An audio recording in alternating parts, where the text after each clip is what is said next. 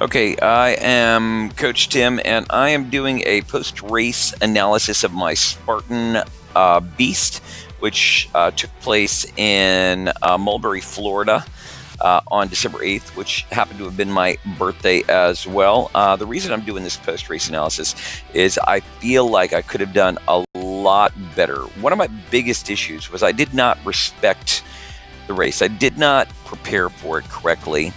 I also was a little bit too confident going into it. I'm not going to say that running 14 miles flat road is easy, but I know what to expect when I do it. Now, this was 14 miles, and this was 14 miles essentially trail running. And while in Central Florida, we have it a lot easier than trail running would be if we were in more mountainous terrain, say in the Carolinas or in Vermont, it was definitely not even terrain. So even though the incline grades may not have changed terribly much, anytime you put your foot down, it's a completely different beast. Running on uneven terrain, running in fields and trails and woodlands and off-road, you're never sure that you're putting your foot down on a perfectly flat surface. There's a lot of grass, there's a lot of obstacles in the way. So the running takes a completely different form, something I had never trained for. This is the biggest reason I feel I was unsuccessful. When I got to mile number 11 out of 14 miles on this event, I seized up. My right vastus lateralis just completely locked down. I could not bend my knee. I could not extend my knee. I could not get any flexion or extension going on at my knee joint, and that was all based around the incredible pain in my leg. That shut me down for 15 minutes at one point, literally at the 11-mile marker. So I'm going to take you through the race. I went ahead and did an analysis of my performance, taking as many data points as I possibly could. Most of you folks know I'm a little bit of a data nerd.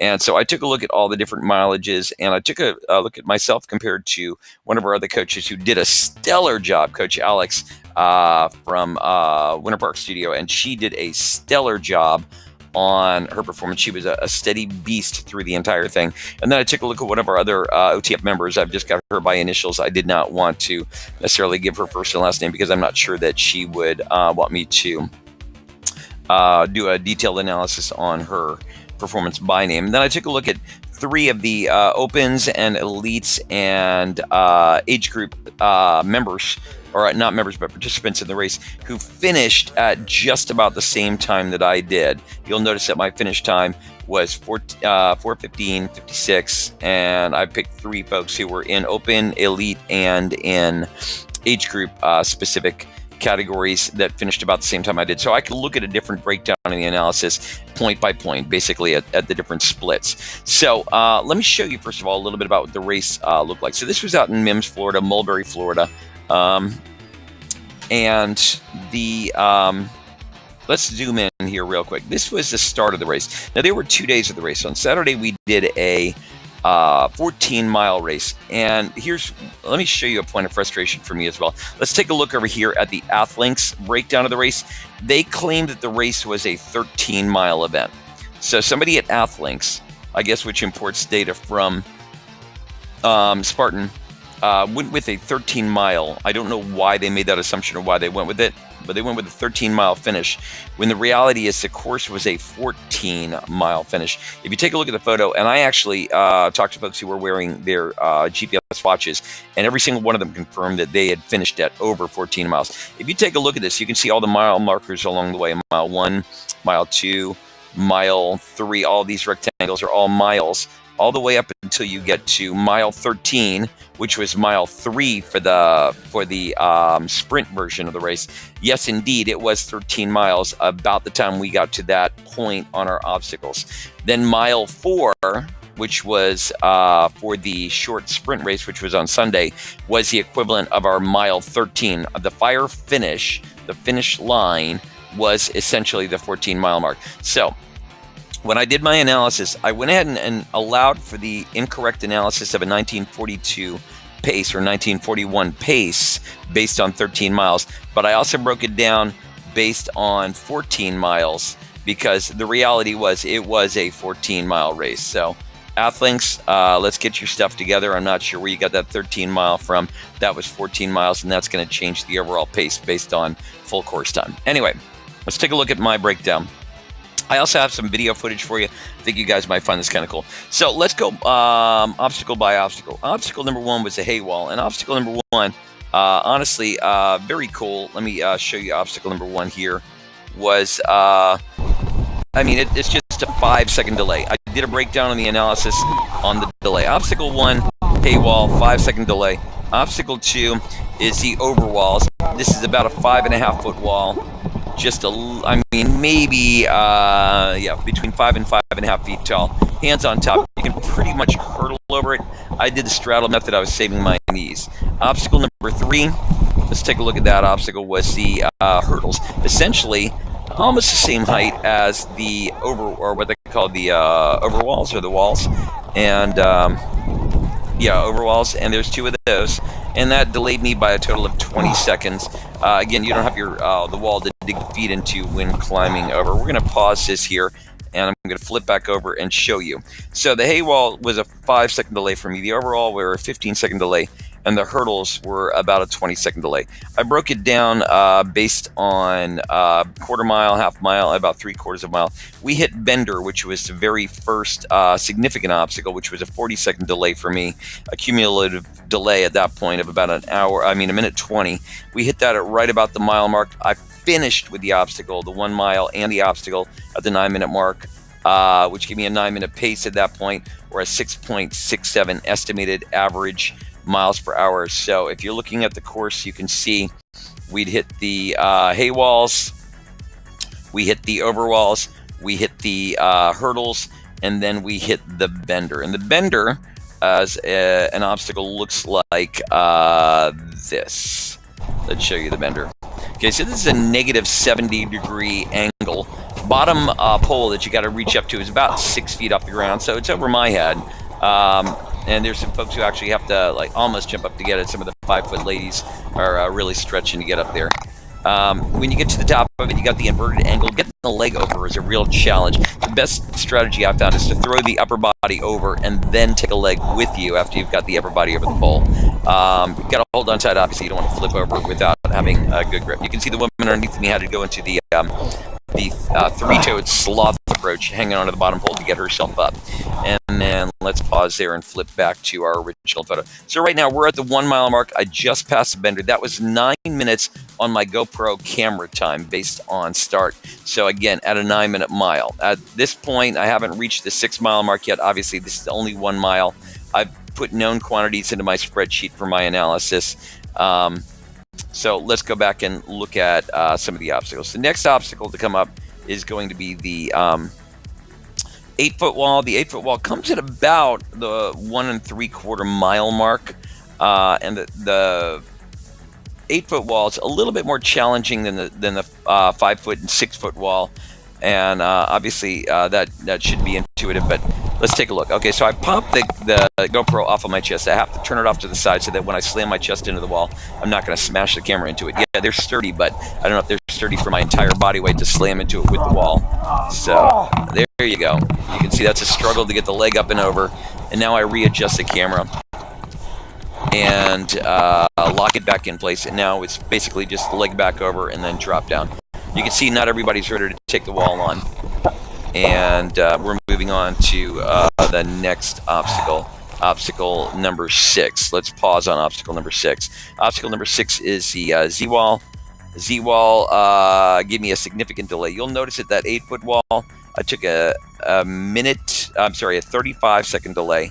And then at the Z-wall, this took me a total of a 1 and 10-second delay. I'm not going to show you the entire Z-wall. The Z-wall was a very challenging obstacle. Z-wall comes up at 5 was our 8-foot wall, and 6 is our Z-wall. We've already passed the 2-mile mark. We're about 2.5 miles in. We're about halfway between mile 2 and mile 3. So let's take a look at that Z-wall obstacle. All right, so here's what you do. You got pegs, little pegs. They're about 2 inches sticking out, jutting out. There may be a 4x4. They're rectangular in shape, so not exactly 4x4, but like 4x3, and then 2 inches off the wall tops. You got to get a grip on it. Not allowed to put the hand on top of the wall.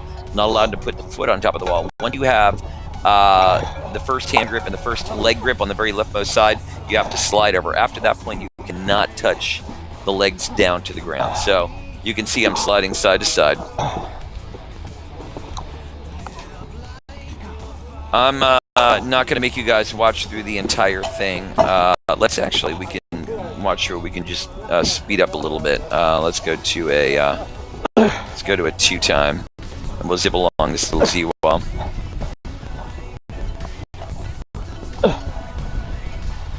You can hear me struggling. Watch this guy cross away. He puts his hand up on top of the wall. Yep, ref didn't catch that. Otherwise, it's a burpee pit.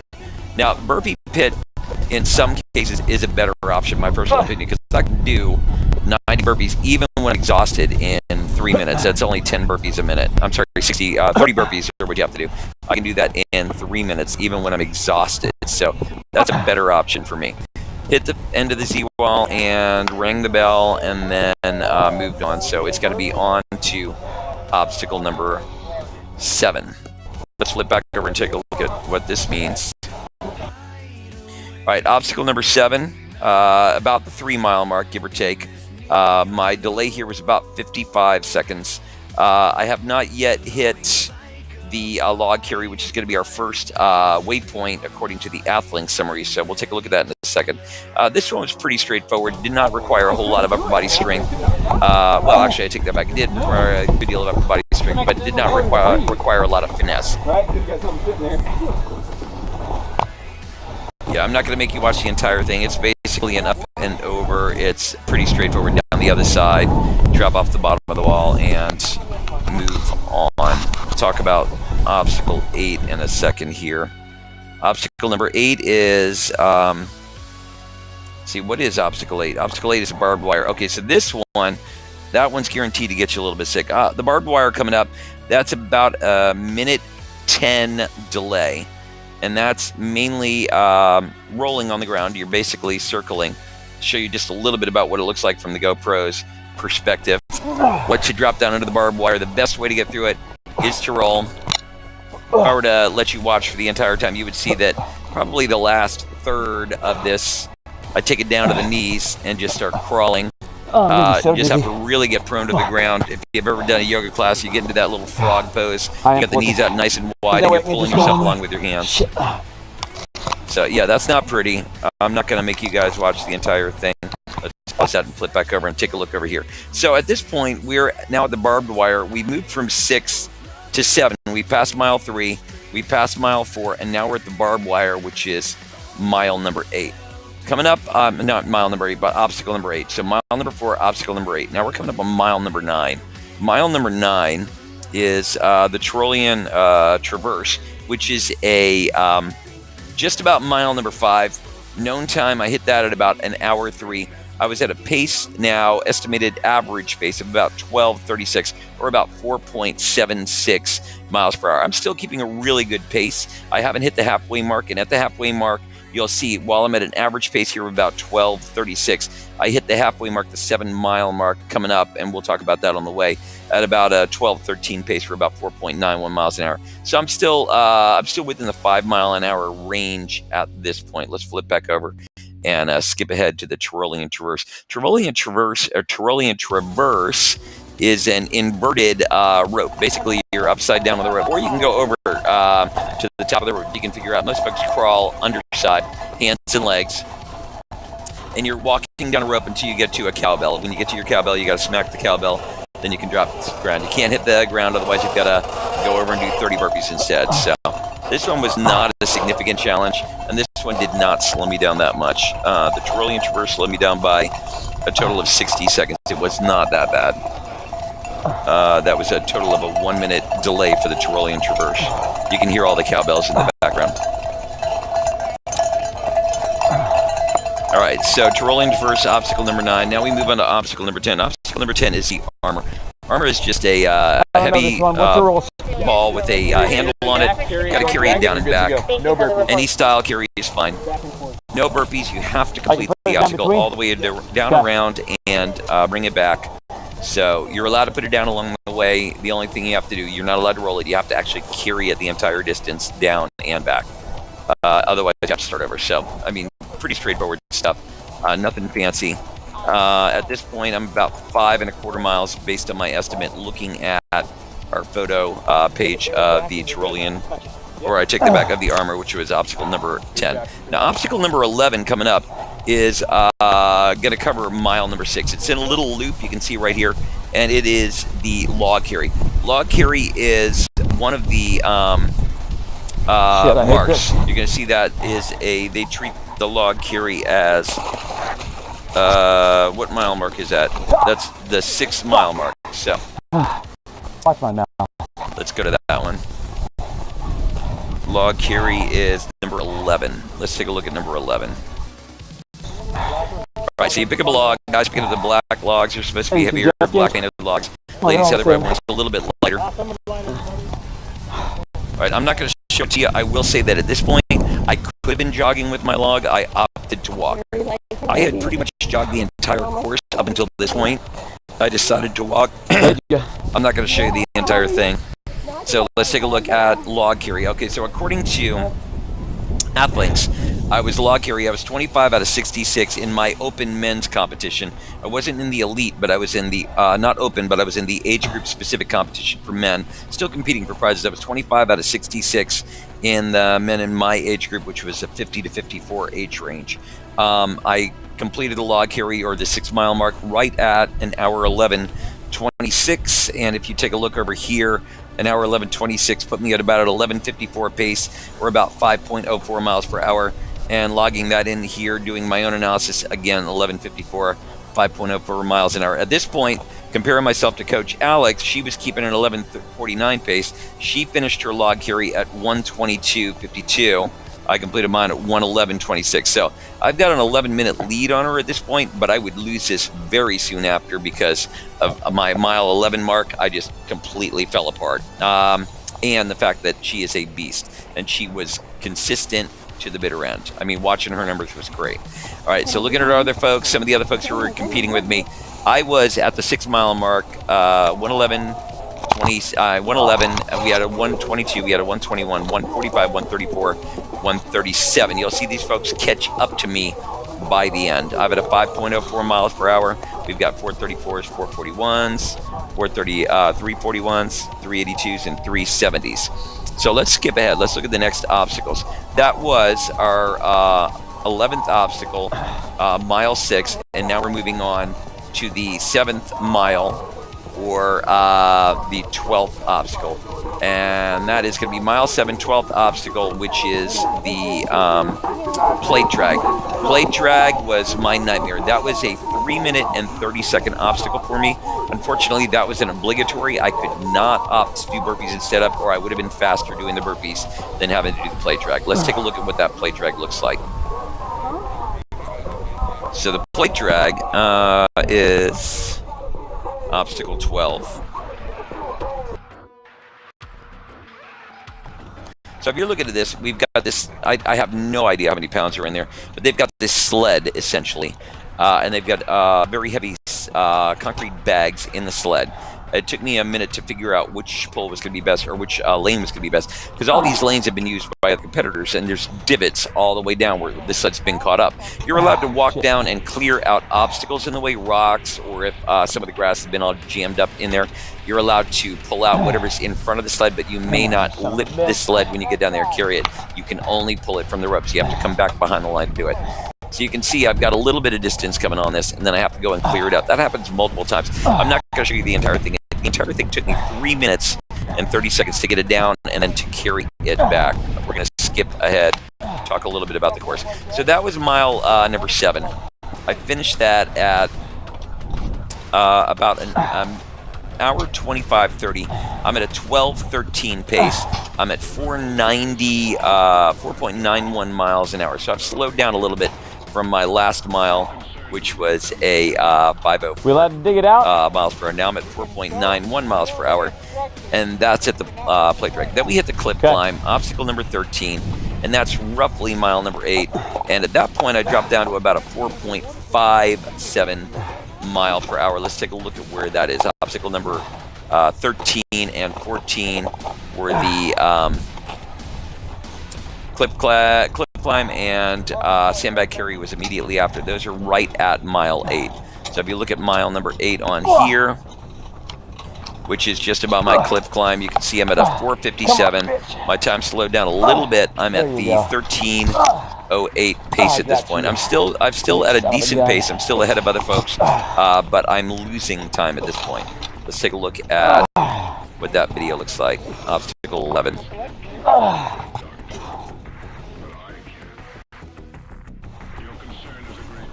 All right, cliff climb, not a big deal. They put down a big cargo net. You're basically climbing maybe 70-degree wall up. It gets a little rough at some points. The cliff climb only slowed me down by 50 seconds.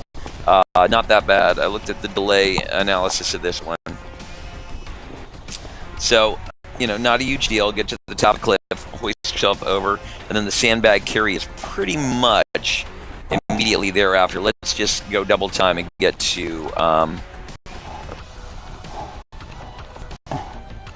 So now we're going double time up. That 50 seconds is going to take like 20 seconds. So I'm flipping over the top, rolling up, and skipping ahead. Sandbag carries just basically at the bottom of this hill, just around the corner. Now, the sandbag did not really delay me other than the fact that I did not run it. I should have run it. It took me 195 seconds. So this was a little bit slower than the play track. If I had actually run it, I might have been able to do it in 2 minutes instead of 3 minutes. So picking up a sandbag. I'm not going to take through the entire sandbag, but it's a very small loop, and then you run it back. It's a little out and back loop. Drop the sandbag off when you're done. Let's skip ahead to obstacle number 15, and then we'll go back and take a look at it on our map. Obstacle number 15 was the very last obstacle I captured on my GoPro because then my camera died. I'm running ahead here, still at double time. You can see I'm still running. And obstacle number 15, farmer log carry. You basically got 2 logs with chains on them. You got to lift them and carry them all the way down. They're definitely heavier than the log carries were before, and I've got 2 of them. Turn it around, walk it back. The farmer's log carry only delayed me by 60 seconds in total. And then beyond that, I pretty much ran out of GoPro battery footage, so we lost that video. I'm not going to be watching your video at this point. Instead, I'm going to show you the analysis. Let's go ahead and stop that so you don't hear that in the background. All right, so let's talk about the farmer's carry. Farmer's carry, I hit at, I had a 1 minute delay. At this point, I've got about 18 minutes and 10 second delay based on the first 15 obstacles over the course of 9 miles. So for my known time at the 9 mile mark when I passed it, I hit that at about a 2:01:30. Not bad. If you think about the 7 mile time I hit at 1:25, roughly call it about an hour and a half. I should have finished the entire race in 3 hours. Instead, I finished in 4 hours and 16 minutes. I basically lost an hour 45 from what I should have finished at. And most of that happened at mile 11. I'm going to break that down for you in just another second. So let's look at the photos and see what just happened here. I just did the sandbag carry. Then we get to the farmer log carry. Now we're at water station 6, and then I hit mile number 9. Again, mile number 9, I knew that I hit that based on my GoPro footage at 2 hours and 1 minute and 30 seconds, or basically a 13 minute and 30 second mile, or 4.44 miles per hour. Obstacle number 16 was the Irish tables, then 17, 6-foot wall, monkey bars, multi-rig, sandbag. Let me talk about these obstacles one at a time. Irish tables, an interesting obstacle, but doable. No problem there. Got over it. 6-foot wall, not a problem. Easier than the 8-foot wall. Monkey bars and multi-rig. I knew that my shoulders were shredded, so I opted for burpees on both those rather than get halfway through, have my shoulder give, and still have to lose time on burpees. I fatigued big time on those. And immediately after the multi-rig, obstacle number 19, which is right here, we'd merged back in with the shorter course. That was mile 1 for the shorter course, or roughly mile 11 for us. So obstacle 19 right there.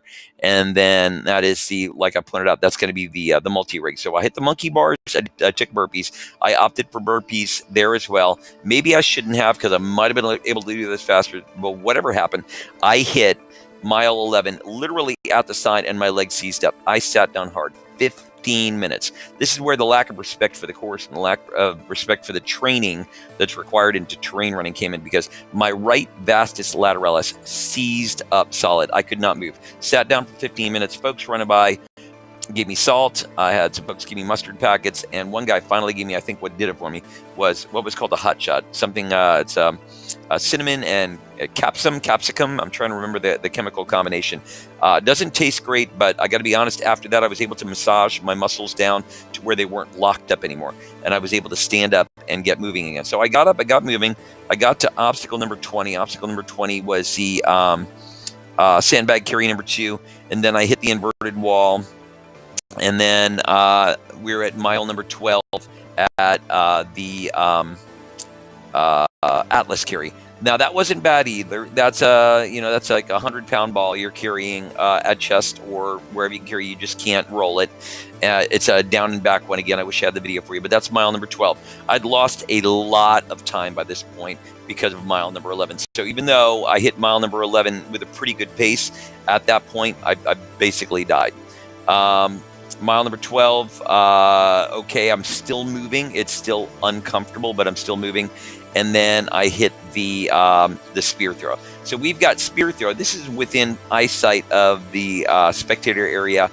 After the spear throw, you hit the, trying to remember, I believe it's the, what was after the spear throw? The rolling mud and the dunk wall. The rolling mud and dunk wall did have a timer at it. And so at that point, at a known quantity, about 12.25 miles, or 3 hours and 10 minutes for me, I'm at a 15:33 pace. My average miles per hour, 386. You can see that Alex's average miles per hour had actually gone from a 434 to a 393 back to a 422. So Alex is cooking. She's doing great. She's still keeping 4 miles an hour, fluctuating above and below that 4 mile an hour mark. I had now dipped below an average 4 miles an hour.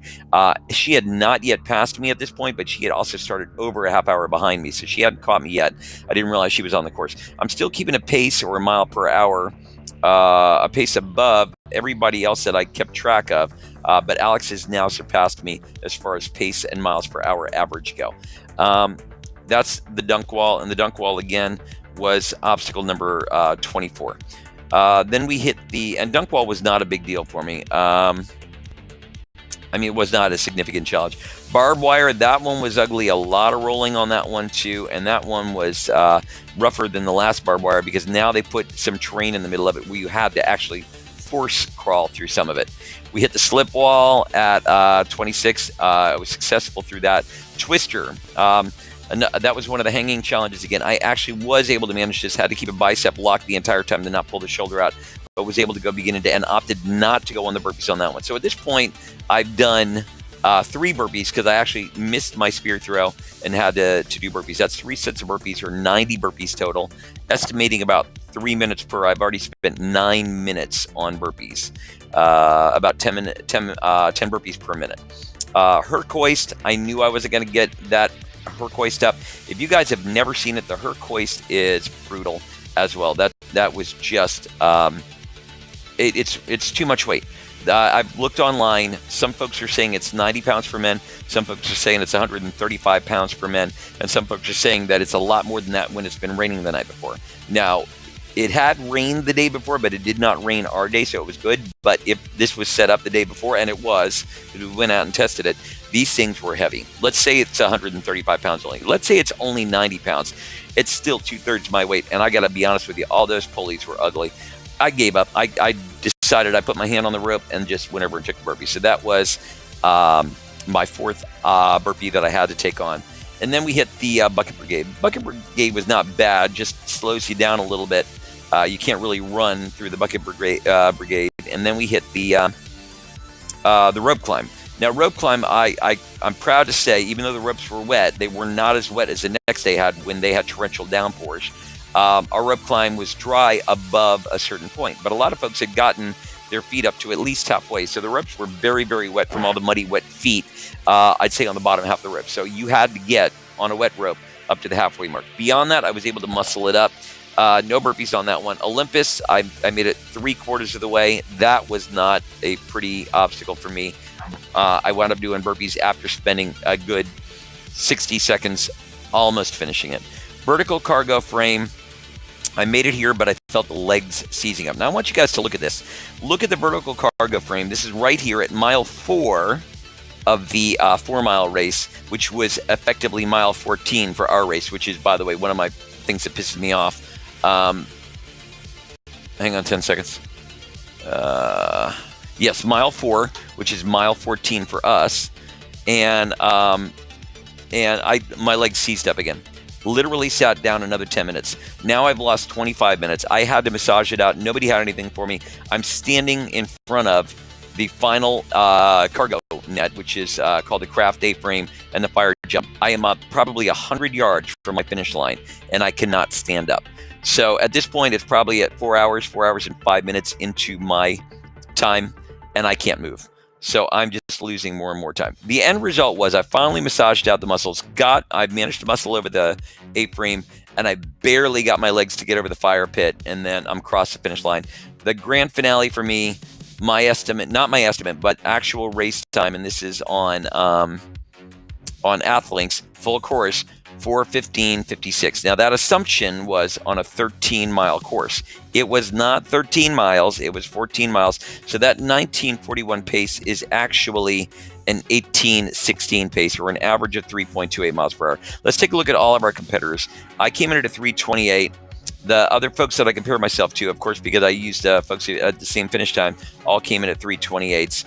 Our OTF member, who I won't name just by initials, HB, came in at a 3:21 mile per hour average, or an 18:42 finish pace. But take a look at Alex, Coach Alex, 15:34 average finishing pace. This girl was a machine. She finished in 3 hours 38:01.